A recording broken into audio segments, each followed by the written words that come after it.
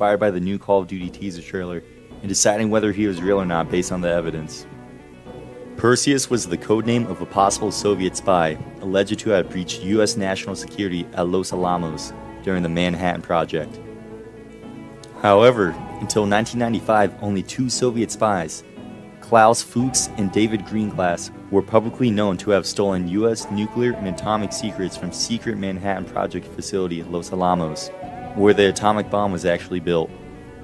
Coded Soviet cables sent during the years 1940 to 1948 that were eventually deciphered by U.S. intelligence under the codename Venona, and released in 1995 identified a third Soviet agent, Theodore, a young physics prodigy who had worked as a junior scientist in the plutonium bomb project. Some students of the Soviet atomic espionage have believed in the existence of a fourth unidentified Soviet spy at Los Alamos, codenamed Perseus. This belief is based on memoirs of KGB officers published in the early 1990s. But with the opening of the Venona descriptions in 1995, it became clear that Perseus was a Soviet intelligence disinformation operation to protect Theodore, then alive, but he was not publicly exposed as a Soviet spy. The fake Perseus was given characteristics that did not fit Hall. There was no Perseus according to the CIA and FBI. However, a number of spies within the Manhattan Project have never been positively identified. Most are only known by their codenames, as revealed in the Venona decrypts. One source, an engineer or scientist who was given the codename Fogel, which was later changed to Perseus, apparently worked on the fringes of the Manhattan Project for several years, passing along what information he could according to the Soviet documents. While there was no Perseus, there was a fourth Soviet spy at Los Alamos. For 7 decades, the identity of the spy had been buried in the FBI's investigative files. Recently declassified, these documents revealed that along with Fuchs, Greenglass, and Hall, the fourth Soviet source at the Los Alamos laboratory in World War II was Oskar Saborer.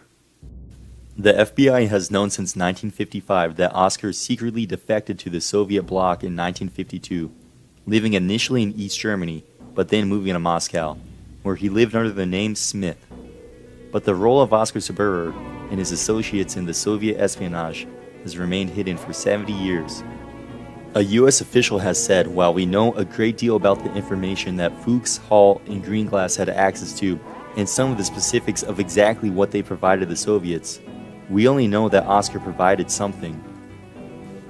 Another defector claims that Oskar handed over to them the formula for the atomic bomb, and while Oskar's own belief was that if he returned to the United States, he would face execution. While Oskar was only an army technician, he had access to sensitive material. He provided the Soviets with a physical sample of a part of the triggering mechanism of the atomic bombs. We do know that the Soviet government awarded Oskar the Order of the Red Star in 1964, so his contributions must have had some effect. Oskar died on April 23, 2015 in Moscow. Among the attendees at the funeral was a representative of the FSB, the Russian intelligence agency.